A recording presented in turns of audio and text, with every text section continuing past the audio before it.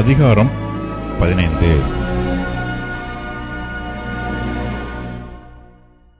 சகல ஆயக்காரரும் பாவிகளும் அவருடைய வசனங்களை கேட்கும்படி அவரிடத்தில் வந்து சேர்ந்தார்கள்.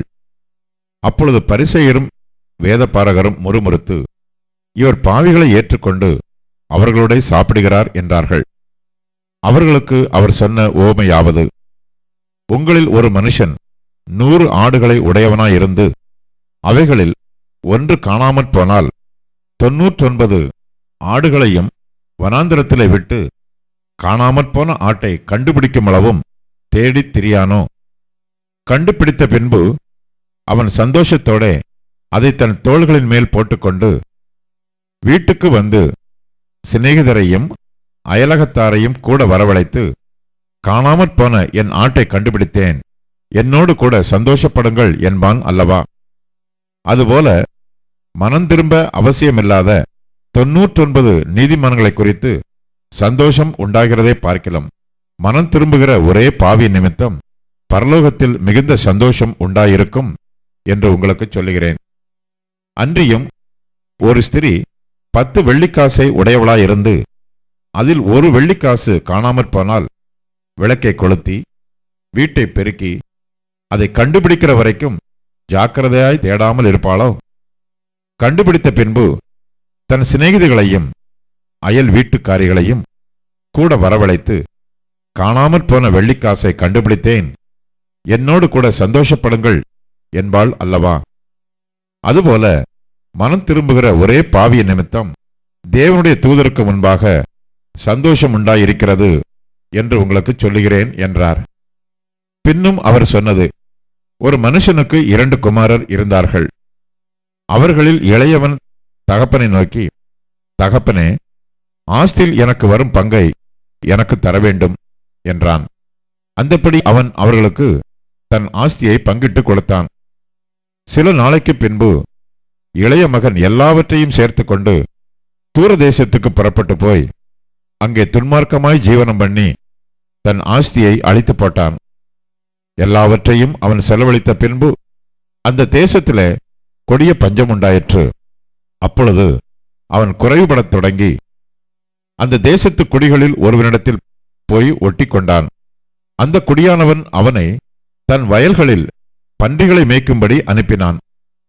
அப்பொழுது பன்றிகள் தின்கிற தவிட்டினாலே தன் வயிற்றை நிரப்ப ஆசையாயிருந்தான். ஒருவனும் அதை அவனுக்கு கொடுக்கவில்லை. அவனுக்கு புத்தி தெளிந்தபோது அவன், என் தகப்பனுடைய கூலிக்காரர் எத்தனையோ பேருக்கு பூர்த்தியான சாப்பாடு இருக்கிறது, நானோ பசியினால் சாகிறேன். நான் எழுந்து என் தகப்பனிடத்திற்கு போய், தகப்பனே, பரத்துக்கு விரோதமாகவும் உமக்கு முன்பாகவும் பாவம் செய்தேன். இனிமேல் உம்முடைய குமாரன் என்று சொல்லப்படுவதற்கு நான் பாத்திரன் அல்ல. உம்முடைய கூலிக்காரரில் ஒருவனாக என்னை வைத்துக்கொள்ளும் என்பேன் என்று சொல்லி எழுந்து புறப்பட்டு தன் தகப்பனிடத்தில் வந்தான்.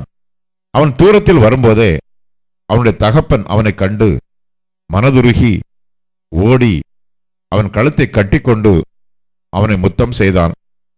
குமாரன் தகப்பனை நோக்கி, தகப்பனே, பரத்துக்கு விரோதமாகவும் உமக்கு முன்பாகவும் பாவம் செய்தேன்.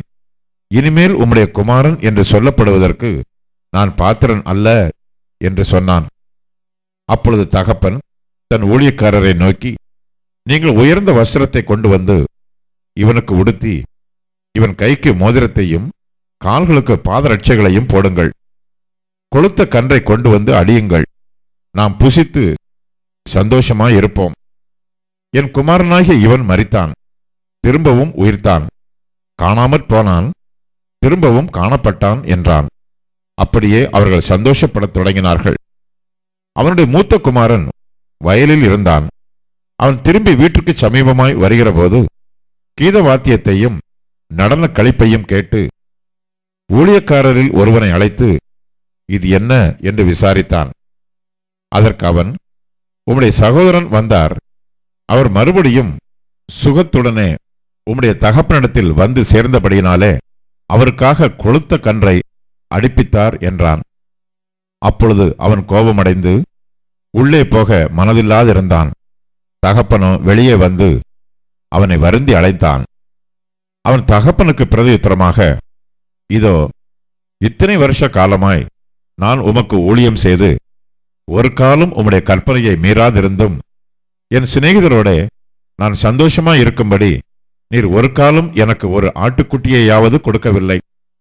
வேசிகளிடத்தில் உம்முடைய ஆஸ்தியை அழித்து போட்ட உம்முடைய குமாரனாகிய இவன் வந்தவுடனே கொளுத்த கன்றை இவனுக்காக அடிப்பித்தீரே என்றான்.